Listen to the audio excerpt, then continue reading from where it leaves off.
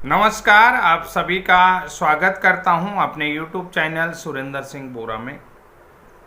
साथियों, कल यानी कि 10 जुलाई को बीएड ब्रिज कोर्स की हियरिंग थी नैनीताल हाई कोर्ट में। जैसा कि आप सभी लोग जानते हैं, बीएड ब्रिज कोर्स का जो है कि ये इंटरिम रिलीफ एप्लीकेशन है। आवेदन करने के लिए इंटरिम रिलीफ एप्लीकेशन, क्योंकि ये जो है कि डाइट डीएलएड के समकक्ष योग्यता रखते हैं और इन्हें जो है कि उत्तराखंड प्राथमिक शिक्षक सेवा नियमावली संशोधित सेवा नियमावली 2024 जो कि 6 मई को लॉन्च हुई, तो उसमें जो ब्रिज कोर्स प्रशिक्षित हैं जिन्होंने एनसीटी से मान्यता प्राप्त एनआईओएस संस्थान से भारत सरकार और शिक्षा मंत्रालय एजुकेशन मिनिस्ट्री की तरफ से आरटीई एक्ट 2009 के विशेष प्रावधानों के तहत ये प्रशिक्षण प्राप्त किया है। मैं आपको बार बार नहीं समझाऊंगा कि पुनः एक बार फिर समझा रहा हूँ कि जो ब्रिज कोर्स प्रशिक्षण है वो जो है कि 2017 में बीएड जो कक्षा 1 से 5 तक गवर्नमेंट, प्राइवेट और राजकीय सहायता प्राप्त अशासकीय विद्यालय और गैर मान्यता प्राप्त विद्यालयों में जो भी बीएड शिक्षक कक्षा 1 से 5 तक पढ़ा रहे थे, एनसीटी के नोटिफिकेशन 23 अगस्त 2010 के अकॉर्डिंग उनको शिक्षक बनने के लिए न्यूनतम योग्यता 5 साल के भीतर कंप्लीट करनी होगी, जो कि आरटीई एक्ट 2009 के प्रावधानों के तहत होगा, यानी कि उनके मानकों के अनुसार होगा। तो जब गवर्नमेंट ऑफ इंडिया ने और मिनिस्ट्री ऑफ एजुकेशन ने ये प्रशिक्षण करवाया तो सबसे पहले जो है कि ये बोर्ड ऑफ स्कूल एजुकेशन की तरफ से कराया गया 2012 में, बोर्ड ऑफ एजुकेशन की तरफ से कराया गया 11-12 में। उसके बाद अगला जो प्रशिक्षण कराया गया, उन्होंने देखा कि यहाँ तो बहुत समय लग जाएगा, तो उन्होंने फिर NIOS IGNOU Indira Gandhi open university के माध्यम से, Indira Gandhi national open university के माध्यम से ये कोर्स करवाया, जिसमें आपके शिक्षा मित्रों ने ये प्रशिक्षण लिया। अन्य जो हैं लोग जो औपबंधिक शिक्षा मित्र के रूप में या शिक्षा आचार्य के रूप में कार्य कर रहे थे, उन लोगों को ये प्रशिक्षण करा। जब देखा कि 31 मार्च 2015 तक ये प्रशिक्षण पूरा नहीं हो पाया, तो फिर जो है कि और अप्रशिक्षित शिक्षकों की संख्या अभी काफ़ी ज़्यादा है, तो हम केवल 2 बैच को भी पूरी तरीके से 5 साल के भीतर प्रशिक्षित नहीं कर पाए। तो तब जो है कि आरटीई एक्ट 2009 के प्रावधान में संशोधन किया गया 17 अक्टूबर 2017 को। तो 17 अक्टूबर 2017 में प्राइवेट स्कूलों में भी आरटीई एक्ट मान्य है, तो प्राइवेट स्कूलों में भी आरटीई एक्ट मान्य है, तो प्राइवेट और राज्य की जो गैर सहायता प्राप्त अशासकीय विद्यालय, इन सभी शिक्षकों को ये प्रशिक्षण करना था।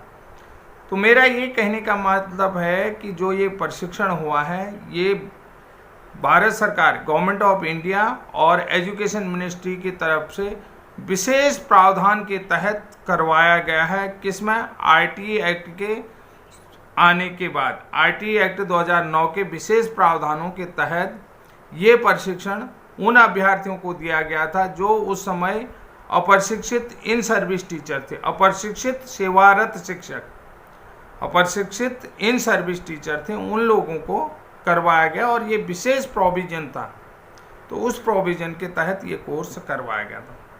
तो साथियों, मैं आपको बहुत अच्छी तरीके से ये बातें तो आप समझ गए होंगे। अब मैं बताता हूँ कि ब्रिज कोर्स को लेकर के नैनीताल हाई कोर्ट के में जो सुनवाई हुई, तो नई तारीख मिलने को लेकर के बहुत सारे लोगों के मन में डाउट है।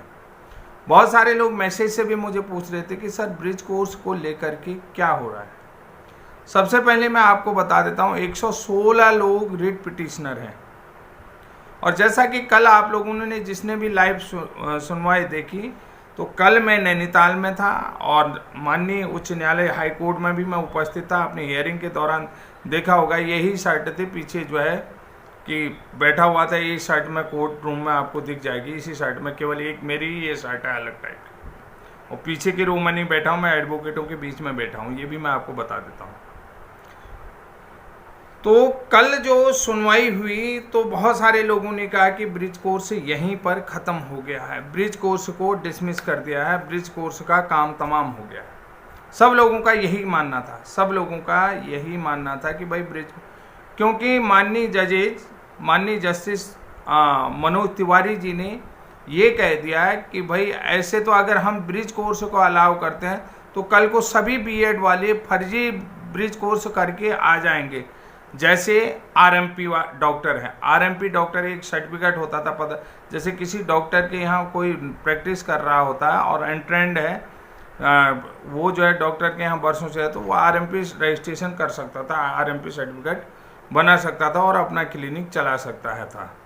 लेकिन उसमें ये था कि भाई वो जो है कि सरकारी नौकरी के लिए पात्र नहीं होते थे। आरएमपी का मतलब होता है कि वो जो है कि उसको रजिस्टर्ड, तो उन्होंने ये कहा कि भाई जब आरएमपी ही डॉक्टर बने तो फिर एमबीबीएस की क्या वैल्यू रह जाएगी।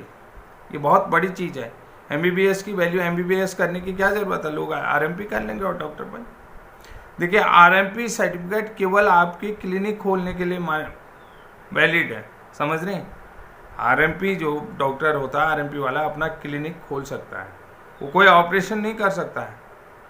वो नॉर्मली जो होता है कि आपने देखा होगा जो प्राथमिक उपचार के अंतर्गत आता है, फर्स्ट एड के तौर पर अपना क्लिनिक खोल सकता है, समझ रहे हैं। फर्स्ट एड के लिए, प्राथमिक उपचार के लिए, जो प्राथमिक उपचार होता है उसके लिए अपना क्लिनिक खोल सकता है, वो अस्पताल नहीं खोल सकता है, समझ रहे हैं। तो यही बात है।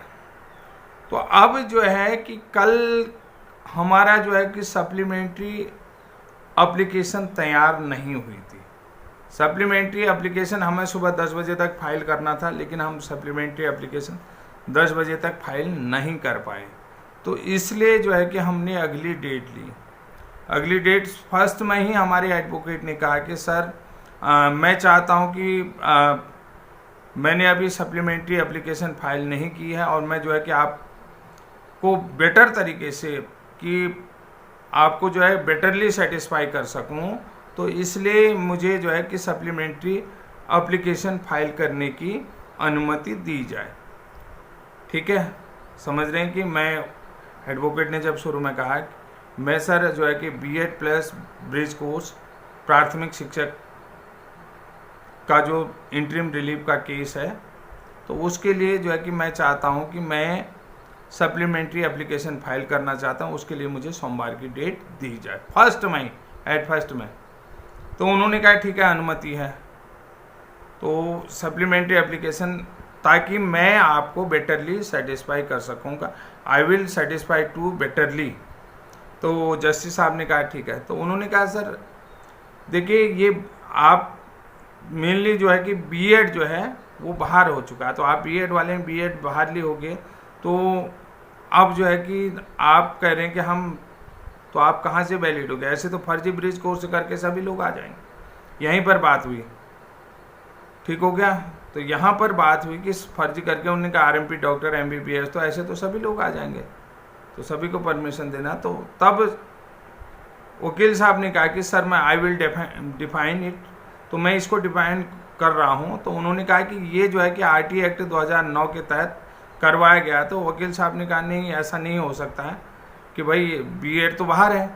तो फिर उन्होंने कहा कि सर जो Devesh Sharma versus union of India का पॉइंट नंबर 32 का भी जिक्र उन्होंने करा है कि उसमें भी जो ये चीज़ कहा गया, यानी कि ये ओरली चल रहा था, कोई डॉक्यूमेंट नहीं देखे जा रहे थे, सुनवाई नहीं हुआ। तो जज साहब इस बात मूड लग रहा था उनका कि उन्होंने भाई देखिए सबसे बड़ी, उन्होंने कहा भाई जब आरएमपी वाले जो है कि डॉक्टर बन सकता है तो फिर एमबीबीएस की क्या ज़रूरत है। ये एक पॉजिटिव साइन था हमारे लिए, ये बहुत पॉजिटिव साइन था। और उसके बाद उन्होंने कहा भाई देवेश शर्मा वाला केस पॉइंट नंबर 32, तो उन्होंने कहा कि आप पूरी तरीके से तैयारी करके आओ, सेटिस्फाई, यानी कि जज साहब का मूड जो है कि ब्रिज कोर्स की तरफ वो इंटरेस्ट ले रहे हैं आप इसमें, कि भाई जब हमने, सबसे बड़ी चीज़ यहाँ पर एक पॉजिटिवली ये देखो आप कि आपको क्या देखना, हमने क्या करा कि सर हम जो है कि सप्लीमेंट्री एप्लीकेशन फाइल करने के लिए हम आज सप्लीमेंट्री एप्लीकेशन फाइल नहीं कर पाए, इसलिए हमें जो है कि मंडे की डेट दी जाए, ताकि मैं आपको बेटरली सेटिस्फाई करूँ कि सप्लीमेंट्री एप्लीकेशन लगा लूँ। तो हमें अनुमति, उन्होंने कहा, लेकिन जाते जाते उन्होंने उस केस में इतना डिस्कस किया, तो इसका मतलब है कि जो माननीय justice Manoj Kumar Tiwari, they are interested, वो इंटरेस्टेड हैं। और वो देखिए यहाँ पर सबसे बड़ी चीज़ है कि वो सुप्रीम कोर्ट ने जो जजमेंट दिया है, उस जजमेंट को देखिए पूरी तरीके से उस जजमेंट में क्रॉस क्वेश्चनिंग करना चाहते हैं। उस जजमेंट को लेकर के क्रॉस क्वेश्चनिंग होगी। भाई जब सीधी सी बात मैं आपको बताता हूँ कि अगर आप कहीं पर नई रिश्तेदारी कर रहे हैं, लड़के की कर रहे हो या लड़की की कर रहे हो, कोई भी रिश्तेदारी कर, तो आप लड़का क्या है, कितने भाई, पूरी तहकीकात तो करोगे कि कोई चीज़ें ऐसी तो नहीं है कि जिससे कि आप अपने स्टेटस पर जो है कि प्रॉब्लम हो, बात आ जाए। तो यहाँ पर कोर्ट भी वही चीज़ कर रही है कि माननीय कोर्ट ने अगर हमको अलाउ कर दिया, तो कल को सुप्रीम कोर्ट ने नकार दिया, तो ये बड़ी बात है नहीं कि सुप्रीम कोर्ट ने, इसलिए कोर्ट अपने डिसीजन को देने से पहले हर एक चीज़ बारीकी से उस पर क्रॉस क्वेश्चनिंग करना चाहती है, हर एक चीज़ को बारीकी से उसको जानना चाहती कि ये आखिर क्या चीज़ होगा। तो अब हमने इसमें क्या किया है ये चीज़ बताना कि जब फर्जी वाला सवाल आया कि ऐसे तो सभी बीएड वाले अंदर हो जाएंगे, एलिजिबल हो जाएंगे, सवाल ही आया सभी बीएड वाले एलिजिबल हो जाएंगे, तो तब हमने कहा कि ये कोर्स, कहा नहीं अभी कहेंगे कि ये गवर्नमेंट ऑफ इंडिया ने और एजुकेशन मिनिस्ट्री ऑफ इंडिया, ठीक है, MHRD, education ministry of India की तरफ से आरटी एक्ट के तहत विशेष प्रावधानों के तहत स्पेशल जो प्रोविज़न है, विशेष प्रोविज़न के अनुसार करवाया गया, जिसमें देश में कुल टोटल 1,08,517 के आसपास लोग हैं, 1,08,500 कुछ लोग हैं टोटल। इसमें इंक्लूड इन सर्विस टीचर, तो उत्तराखंड की भी बात मैं आपको बता देता हूँ। लगभग इन सर्विस टीचरों में जो है कि 16,000 टीचरों का रजिस्ट्रेशन लगभग हुआ था, तो लगभग 4,000 के आसपास ब्रिज कोर्स प्रशिक्षित होंगे, उसमें से कई लोग नॉन टेट क्वालिफाई होंगे। तो हमने एनसीटी से आरटी का जवाब मांगा था, और वो जवाब की कॉपी हमने माननीय कोर्ट में सप्लीमेंट्री एप्लीकेशन में लगा दिया कि भाई टोटल नंबर ऑफ कैंडिडेट इतने हैं ब्रिज कोर्स में पूरे देश में, और उत्तराखंड में 18,517 लोग हैं, जिसमें 16,000 गवर्नमेंट टीचर हैं। समझ रहे हैं? तो टोटल नंबर ऑफ कैंडिडेट का हमने एक डाटा जो है कि all state and union territory, कि सभी स्टेट और यूनियन टेरिटरी से जिन्होंने ब्रिज कोर्स किया है, वो टोटल नंबर हमने वहाँ पर दे दिया है। सही किया या नहीं किया? देखिए दिमाग।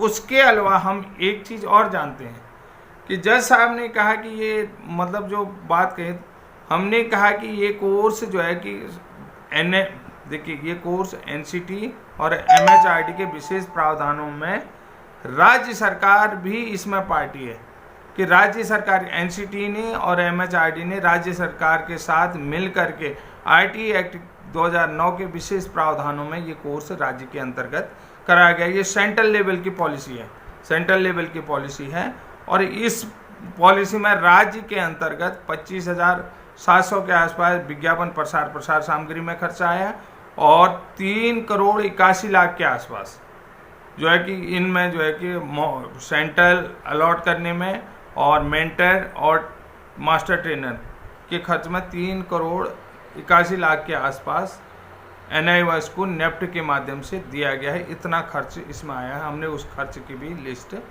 लगा दी है। समझ रहे?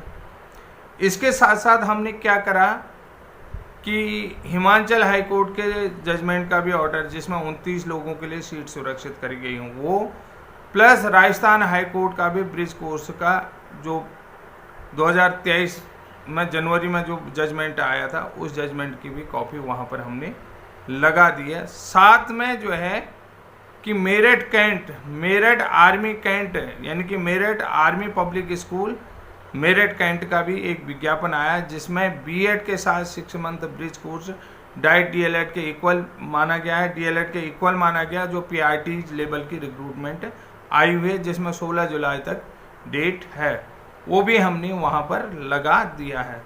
साथ में एक चीज़ और बता देता हूँ, जो अल्पसंख्यक, जो जामिया इस्लामिया अल्पसंख्यक स्कूलों में जो कि समग्र शिक्षा अभियान के तहत उत्तराखंड शिक्षा विभाग के द्वारा संचालित किए जाते हैं, वहाँ पर कार्यरत औपबंधिक शिक्षा मित्रों का भी हमने पूरा ज्वाइनिंग लेटर, उनका सैलरी स्लिप, ये सारी चीज़ें वहाँ पर लगा दी कि हमारे साथ ऐसे लोग भी हैं जिनको माननीय सुप्रीम कोर्ट ने सुरक्षित करा है, जो पहले से लगे हैं, जो इन सर्विस हैं, तो उनको निकाला नहीं जा सकता, लेकिन उनको भी आवेदन करने का मौका नहीं दिया गया है, ये भी हमने लगाया है। तो ये विशेष चीज़ें मैं आपको बता रहा हूँ।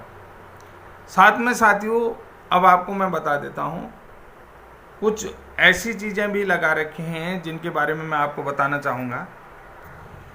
उत्तराखंड शिक्षा विभाग के द्वारा समय समय पर कराए गए विशेष प्रशिक्षण, विशिष्ट बीटीसी या विशिष्ट डीएलएड या ब्रिज कोर्स, वो सारी चीज़ें लगाई गई हैं।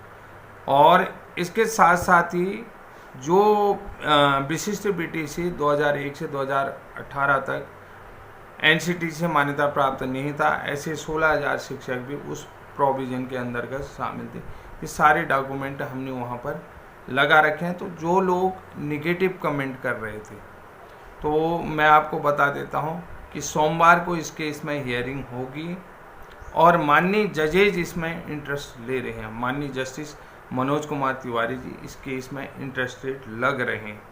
बेशक अगर ये केस हाई कोर्ट से अगर नहीं होता है तो सुप्रीम कोर्ट से ये ऑलरेडी हो जाएगा, क्योंकि वो बार बार ये चीज़ कह रहे हैं कि बेटर तैयारी करके आओ, बेटरली हमें सेटिस्फाई करो, बार बार इस केस में इंटरेस्ट ले रहे हैं। तो ये एक पॉजिटिव साइन है। खुद मैं अपने आंखों से हाई कोर्ट के अंतर्गत मनोज कुमार तिवारी जी का, जो जस्टिस मनोज कुमार तिवारी जी हैं, उनका ये रुझान मैं देख चुका हूँ और बेटरली ये चीज़ समझ चुका हूँ कि वो अब ब्रिज कोर्स के पक्ष में लग रहे हैं। तो ये एक अच्छा चीज़ें हो सकती हैं। अगर यहाँ से नहीं होंगे तो निश्चित रूप से सुप्रीम कोर्ट से होंगे। और सुप्रीम कोर्ट में 12 तारीख को बीएड वेलफेयर एसोसिएशन का केस लगा हुआ है। बीएड वेलफेयर एसोसिएशन के लिए ब्रिज कोर्स बहुत ज़रूरी है और उसको अच्छे प्रावधानों के तहत रखना है। अन्य जैसे बिहार राज्य में ब्रिज कोर्स प्रशिक्षण को लेकर के आगे रखा जा रहा है, छत्तीसगढ़ में ब्रिज कोर्स प्रशिक्षण को लेकर के आगे रखा जा रहा है। तो इन सभी चीज़ों में आप चर्चाएं हो सकती हैं। सुप्रीम कोर्ट में भी हर राज्य से ब्रिज कोर्स की चीज़ें निकल करके आ रहे हैं। जिन लोगों ने ब्रिज कोर्स किया है और देवेश शर्मा वाले केस में 6 दिसंबर में पटना हाई कोर्ट ने डिसीजन, उस केस में बाहर हो चुके हैं, लेकिन उनके पास ब्रिज कोर्स की डिग्रियां हैं, तो उन लोगों का डाटा मांगा जा रहा है और सुप्रीम कोर्ट को दिया जाएगा। तो साथियों, आज के लिए इतना है। तब तक के लिए जय हिंद, जय उत्तराखंड।